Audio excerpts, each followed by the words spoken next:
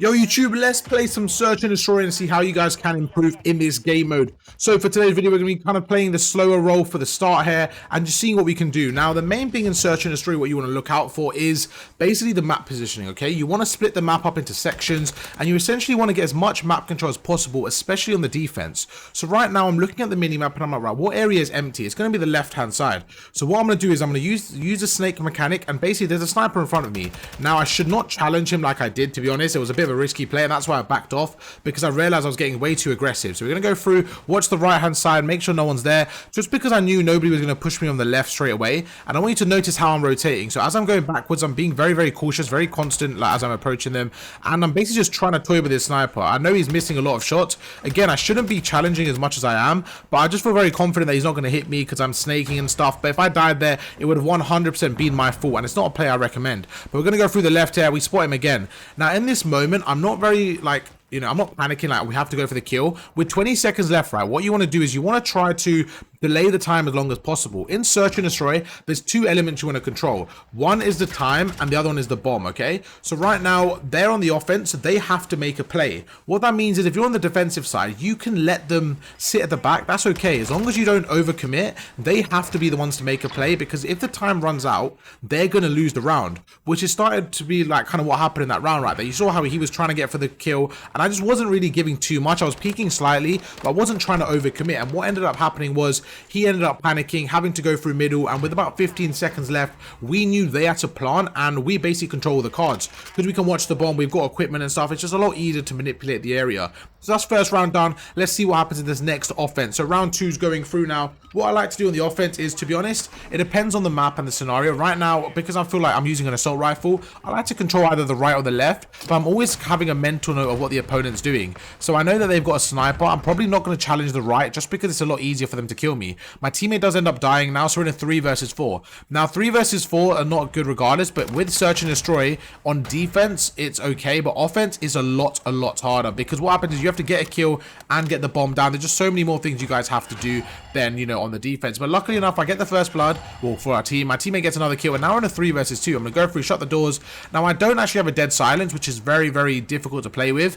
The reason I was kind of using a trophy system is because I was more kind of trying to lock down power positions, but honestly, dead silence is so much more crucial in search and destroy. Let's see if hopefully we switch throughout the game. My teammate goes down. We're in a 2 versus 2 now. I'm going to watch over him. Going to make sure we can get some intel in. We chuck a stun into the bomb site. We don't actually see anyone. We're just going to chuck a grenade because we had it in our hand. And at this moment, I'm really trying to just find a player, play for a pick, and hopefully we can win the round from there. I don't know what these guys are arguing in the right of the chat. That was so distracting. I kept looking at the chat there. But yeah, honestly, I think in that scenario, the problem was because I had a trophy system, I essentially couldn't make a play. So sometimes you want to change things up. Now looking back at this, I think on the offense you want to run a trophy. On the defense you want to run a, sorry, other way around. On the offense you 100% want to run a dead silence to make plays, and you can get away with running a trophy on the defense. Yeah, don't know why I'm butchered that. Okay, yeah, so offense you want to run dead silence, and defense you want to run trophy. But the problem is, as you switch them, your field upgrades start to reset and it gets very difficult. So I think overall dead silence is 100% the better play.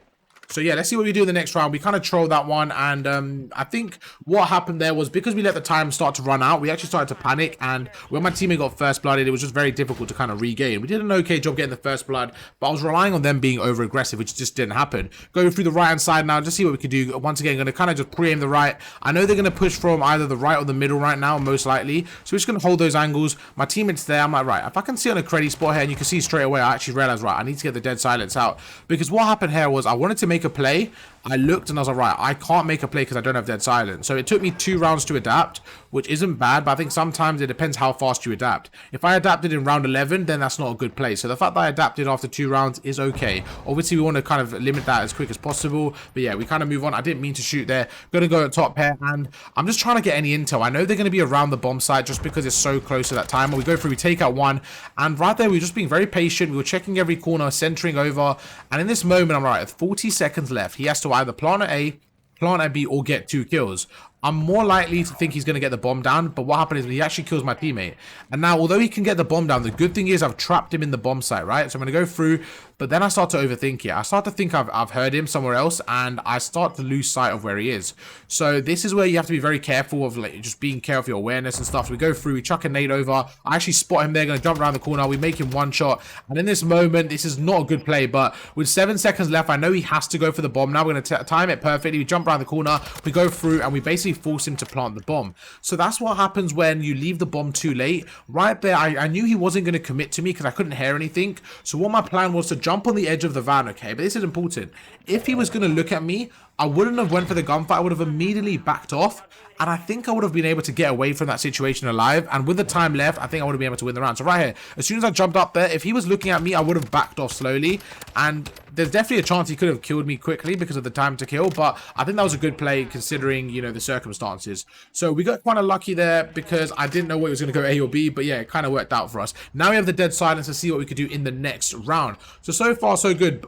Every round has been a defensive win. So what we want to do is try to switch up the momentum on the offense and see if we can, you know, just change the swing of things. So we're going to go through. No one picks up the bomb. There you go. He takes the bomb. And I'm probably going to go in the right-hand side here and just try to lock down this middle map. So I'm going to be very careful of the sniper. We spot one in the distance. We use a dashy technique. I always call it the dashy technique, just the aiming technique. And by the way, I've made a whole aiming guide, movement guide, everything, I think yesterday. So if you guys want to check that out, that video is very detailed and we have everything about rank play and how to improve. But going through, we get the first kill with a grenade. Going to jump on over. And now with dead silence, I've got the flexibility and the freedom to make a play. So going to go through and I'm basically just trying to find a gunfight, to be honest. I feel like with dead silence, it's like a superpower. Like they can't hear you. You don't want to waste it. You want to push through as quick as possible. And that's exactly what happens. We go through, we get another kill, second of the round. We know somebody's going to be in the bomb site. My teammate just got a kill. So I'm just kind of betting that the last guy's going to be on the bomb site because somebody died around there. Now, I don't know how true it is. And I realize it's not true because he kills my teammate. Now, this is where I make a heads up decision.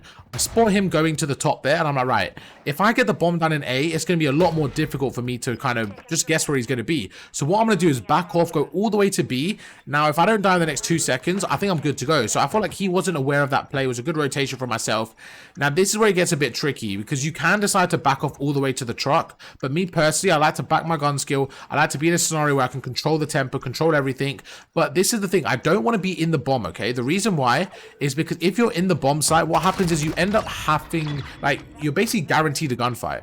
Where I was right there, there was a chance that he walked past the middle and I could see him. So right there, imagine I saw him there and he didn't see me. So that's why you don't want to sit in the bomb site, but you want to sit in a scenario, in an area where you can control the map and you can see the bomb from where you're sitting. Now, where I was sitting was quite an obvious space, to be honest. If I died, I had no one to blame but myself. I think you definitely have to mix things up. Although that was a very obvious spot, it was quite a good one, and that's why I decided to sit there, because I knew I could jump around the corner like I did there and basically camera him to get the victory. So we go through, doing pretty well right now. I believe a 7-1. We're one off a precision airstrike, and you can see we're not doing the same thing every round. We're slightly just mixing things up. So even right here, although we're going to the right hand side, we're going to try to make a play because we got dead silence. We're going to go through, we spot the guy in the distance, we make him absolutely one shot, and I'm just going to back off here because we've got control of the map here. So what I'm going to do is go through and constantly watch the left and middle and just make sure no one's there. I'm assuming they're going to be in the bomb site. We chuck a stun in, and if I was to get a stun right there, I would have chucked a nade in and maybe even followed it through, but nothing hits. And now I'm in a scenario where they have to make a play. You have to remember this. They have 3 people, okay?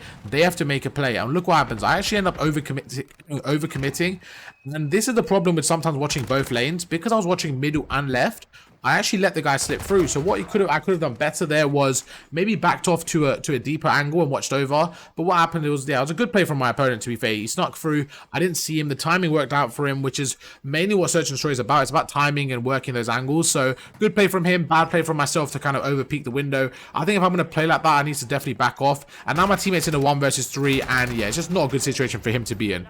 So the defensive teams were normally doing pretty well, but we actually trolled right there, and I believe I was at fault. So I'm going to try to step up here, try to mix things up. And this is where the adaptability factor comes in. What you want to do is try to switch things up, okay? So we've been playing quite passive every round. I've got the dead silence. I'm going to full send this one.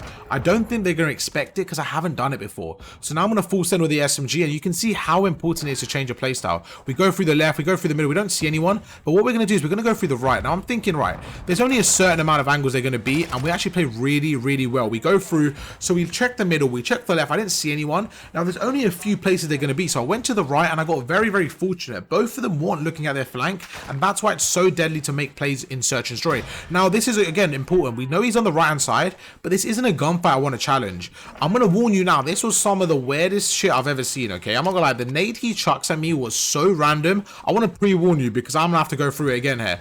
So we're going to back off, and I thought this was a really good play. So my teammate dies. I'm like, right, this guy's dead. We're going to make him weak, and I'm just going to back off it. I'm going to play smart. And I actually thought, right, I'll play the water play. I'm going to back off. Look where he chucked a nade. He didn't chuck it at the car. He chucked it miles away. So if I actually made the dumb play there and stayed still, I would have been fine. So that was really annoying because, in my opinion, that was a stupid play from him. Like, there's no way he expected me to go all the way back there. He either got really lucky or this guy's just a genius. So one of the two right there. But yeah, fair play. He got the kill on me. I thought I made the right play of backing off and just not over challenging, because that's what I would have told myself. If I was to over challenge that gunfight and I died, I know I would have been watching this video saying I shouldn't have done that. So I was like, in the moment, I was like, right, this is for YouTube. I want to make sure I make the right play, and it ended up, getting me costed anyway. So if that's a lesson in itself, I think that is, sometimes you can make the right play, but shit happens. It's Call of Duty, so don't get too annoyed. I'm gonna go through here. I'm gonna chuck a stun through. Gonna go through, and while the guy's stunned, I'm just gonna play aggressive here. Jump around the corner, try to use that momentum to our advantage. My teammate takes out one. We're gonna go behind the bar, and in this moment again, we're kind of just full sending it. We go through with a drop shot, but this guy's got my number 2 rounds in a row. Taj is just absolutely frying me, man. He goes through, he gets one. Maybe it's a cast off, but what a kill from him. Fair enough. Going through. Now I played over aggressive there. I don't think it was a bad play, but my centering was slightly off towards that later end of the gunfight, and if I had better centering, I probably would have been good to go. But my teammate absolutely fries him in a 1 versus 2 in the top there, and yeah, he just takes over. Now it's 5-2. Let's check out hopefully the last round. Okay, here we are. We're into the round 8. What can happen here? How can we close this one up? We're actually 9-4 right now, so we're taking over the lobby. We're top fragging. We're doing pretty well. Gonna go through the right lane here. Now I'm thinking I don't have dead silence, so what I want to do is I want to crouch walk, and I think the main thing I want to focus on is throughout the match I'm kind of identifying where the opponents are positioned, because to be honest, most people don't change up their playstyle too much, and you can really adapt to that and basically change your own playstyle according to what they do. So I noticed the door's open here. I'm going to jump around the corner, and now I'm in their base, okay? It's all about finessing around and just seeing if I can spot anyone. My teammates all die. I'm going to do the same route here. I'm going to go through the right. I'm hoping they haven't learned from their mistakes, but it looks like they've slightly learned here. They're not doing the exact same thing. Going to go through, and at this moment, I've got to be very careful. So I heard a sniper. I saw a sniper shot. I don't know where from exactly. So we're just going to back off. I'm hoping they push me, play aggressive. I'm going to use this cover to my advantage and just see if I can play for a kill. We spot the guy in the distance. We get some good shots off. Now, I heard him come up the stairs, okay? So this is my biggest mistake. What I should have done is I should have shot one bullet at the guy on the mountain or whatever the hill, and then instantly turned right. Because I knew he was coming, I should have baited him in. Instead, what I did is I shot like 5 bullets on the left, and then I turned right. So if I could go back right now, what I would have done is just shot 1 bullet to like bait him in, thinking I'm distracted, and then turn to the right and maybe pre-fire the stairs. So that was my mistake, and we lose another round. We're going into the next round. Can we close this one out? We're on the defense, so things might be easier here. Once again, using the submachine gun. I don't know why I switched to the submachine gun, to be honest. I feel like I was doing okay with the assault rifle, but yeah, regardless, doesn't really matter. We can go through. We get stunned off. No one's actually going to be stunned, so I'm like, right, let me push through the left. And I think one thing I want to talk about is the fact that I've changed my playstyle basically every round.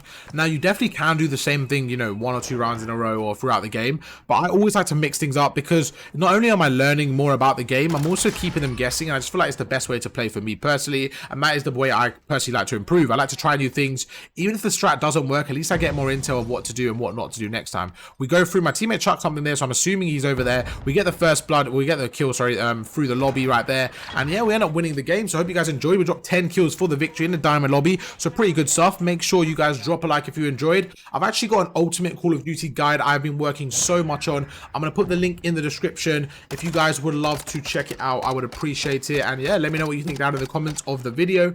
And I'll catch you guys in the next one. Peace.